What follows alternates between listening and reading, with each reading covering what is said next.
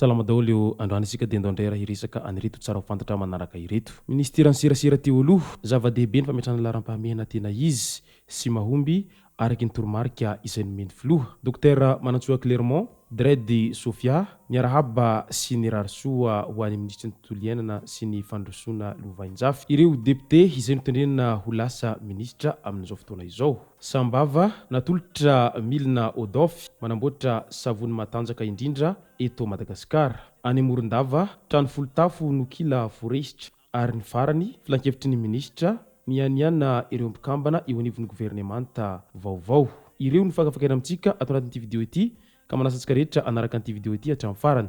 Aza dino ny milaiky ny video antsika ary tsy rovoatrany miabone amin'ny chaîne antsika mba ahafahanareo manaraka tsy tapaka ny video izay lefa misy tao matatagasy toy izao ny fanaovana azy. Tsy ampiandrely isika fa avy hatrany tonga dia vavany ndawary. Miarahaba ny filohan'ny Repoblika sy ny Prime Ministra nahatafatsangana governemanta vaovao. Ankasitrahana indrindra tompoko mirarisoa ho an'ireo izay mpikambana vaovao hahaleo hahalasana amin'ity adidy izay mavesatra dia mavesatra hatrehina manomboka eto izay fantatra fa tena ho sarotra manoloana ny politika ny fifehezan-kibo na austérité izay tsy maintsy ampiharina noho ny coût budgétaire izay tsy maintsy natao. Ny tena zava-dehibe dia ny fametrahana laharam-pahamehana tena izy araky ny toromarika sy mitombona izay nomeny filoha nandritra ny lahateny izay nataony teo. Mino aho fa tsy atorovanjo hadina ireo ekipa vaovao ireo manohana anareo hatrany amin'ny asa masina izay iantsorohanareo ny tenako ho hiatrany ministra ny serasera teo aloha Lalatina Rakotondrazafy mitondra ambavaka anareo mba hahavita be ho an'ity firenena malalantsika ity raha namarana ny hafatra izay nalefany ho an'ireo izay mpikambana amin'ny governemanta vaovao izao i Ramatoa Lalatina Rakotondrazafy tamin'ny androny nahatafatsangana ny governemanta vaovao tamin'iny androny 12 Aogositra 2024. Araka izany dia na dia tsy voatendry aza ny tenany dia mbola miray fo sy miray hina hatrany ao anatin'ny fitondram-panjakana izay mijoro sy misy ankehitriny.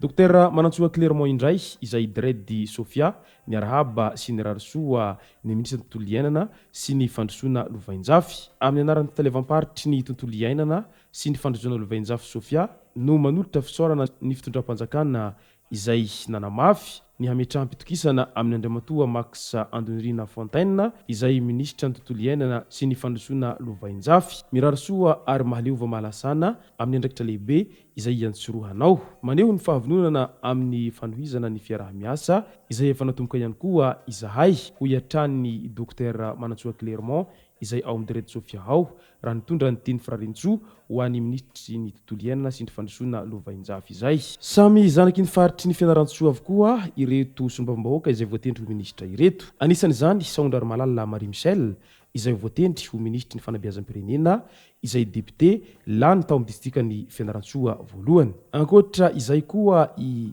Volamiranty Dona izay sombam-bahoaka voafidy tao Nosy-Varika voatendry ho ministry ny serasera sy ny kolotsaina ary ny fahatelo notendrena ho ministry ny imponina sy ny firaisan-kina kosa i Ramatoa Razafinjato Aurélie Marie Augustine izay sady sombam-bahoaka voafidy tao Vohibato. Araka izany dia tena manana tombony ny faritany ny fianaran-tsoa iny amin'ireto sombam-bahoaka n'izy ireo izay sady sombam-bahoaka no voatendry ho ministra amin'izao fotoana izao ireto ary mirarisoa azy ireo hahavita be amin'izay adidy iandraikitan'izy ireo zay mandritra ny fotoam-piasan'izy ireo. Any Sambava indray tamin'ny andron'ny alakamisy 12 Aogositra maraina teo no nanolotra tamin'ny fomba ofisialy ny milina Odofy izay mpanamboatra savony ho an'ny Sambava. Ny coopérative Prime no hitantana izany ho tele général ny MICC Ramatoa Njiva Rakotorvonina izay solon-tena avy any amin'ny ministera. No tanterahana ity mba fampandrosoana eny fotony industria manakaiky ny vahoaka ny famokarana sy fanjifana izay vokatra savony izay. Marihina fa tao anatin'ny tetikasa Odofy ity dia nisy 7 ny milina izay novidiny ny fitondram-panjakana tamin'ny alalan'ny ministera ny fampiroboroboana ny industria sy ny varotra, milina izay natao hanodinana ny vokatra eny fotony ka ahafahana mamatsy ny filanimponiny.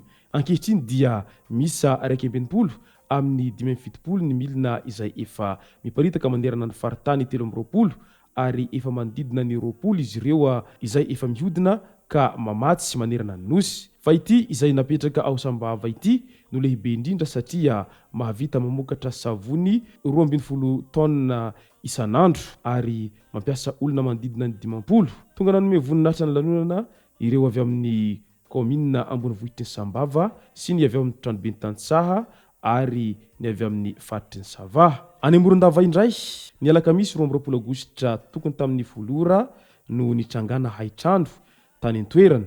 Raha ny filazan'ny olona sasany dia afo avy amin'ny afo nandrahoana hanin-kisoa no niditra ka izao ny teradoza izao. Tsy voafehy ara-potoana ny afo na dia tonga ara-potoana aza ny fiara izay mpamonjy voina tany an-toerana noho ny fahateren'ny lalana amin'ny elakelan-trano ka tsy tafiditra manakaiky ny trano izay niharan'ny fahamaizana ny mpamonjy voina. Niara-nientana ny mpitondra sy ny vahoaka tany an-toerana izay notarihy ny prefet ny Morondava Rafidson Fidèle namon'ny afo. Teo ihany koa ny fanomezan-tanana avy tamin'ny ADEMA noho ny antsovonjy izay nataon'ny prefet tamin'izy ireo. Ny filan-kevitry ny ministra indray dia nanatanteraka ny filan-kevitry ny ministra voalohany ireo mpikambana eo anivon'ny gouvernemanta. Tamin'ny fotoana io ihany koa no nanao fianinana izy ireo hanaraka antsaka sy andavany ny vinanasa izay nametrahana fitokisana taminy. Tafiditra amin'izany ny fanamby izay napetraky ny filohan'ny repoblika tamin'izy ireo. Arakin'izany dia maro sahady ny vahoaka malagasy amin'izao fotoana izao mitodika amin'ireo izay ministra vaovao izay mandrafitra ny gouvernemanta vaovao amin'izao fotoana izao ireo. Enganeka tena mba hahavita an'izay asa izay iandrasany vahoaka malagasy amin'izy ireo ireto ministra vaovao ireto. Fantatra ihany koa fa voatendry ho ministra ny fampianarana ambony i profesora Lola Samina. Nampafantariny filoha any Rajoelina tamin'ny 12 aogositra 2024 ireo mpikambana mandrafitra ny gouvernemanta vaovao izay tariny premier ministre Antsay Christian ka voatendry ho ministra ny fampianarana ambony tamin'izany i profesora Lola Samina. Taleny sahana sady mpampianatra tao amin'ny EDSP na École des droits et des sciences politiques tao mahajanga sady lalana nahafahana nanokatra EDSP Antsy ity ramatoa ity. Zanaky ny faritra Sofia avy ao Analalava izay faritany mahajanga. Nianatra tao amin'ny Université de Rouen tany Normandie France ary vao 13 taona monja izy no nahazo diplôme HDR en droit des affaires ka izy no zandry indrindra manana io mari-pahaizana io raha ho an'i Madagasikara. Vehivavy manana ny mahizy azy izy ity ary nanankina ny filoha fatokisana amin'izao fotoana izao. Azony tenaina ny vahaolana hoentiny raha mahazo fahalalahana izy amin'ny fanapahan-kevitra izay raisiny. Ho an'ireo olona izay mahafantatra an'ity profesora ity satria tena olona avaram-pianarana ity profesora izay voatendry ho ministra amin'izao fotoana izao ity. Ka tombony be ho an'ny faritany mahajanga ny fananana antony ministra izay tena mbola ao anatin'ny fahatanorana itony ary sady manam-pahaizana no tena mavitsika ity. Ka dia mirary soa azy hahavita be amin'ny dida manandraikitra izay miandry azy ao anatin'izay asa mankadiry izay ataony ao anatin'ny fempotoana fiasany izay. Izay moa no mahasaka azy naroso tao anatin'ity video ity tomboko lasy tomboko vavy misaotra antsika rehetra nanaraka an'ity video ity hatramin'ny farany. Azadino ny milaiky ny video antsika ary tsy rovoatrany ny miabone amin'ny chaîne antsika mba ahafahanareo manaraka tsy tapaka ny video izay lefa ny misy sistema tahotagasy. Tomboko lasy tomboko vavy mankasitraka dia mirary soa.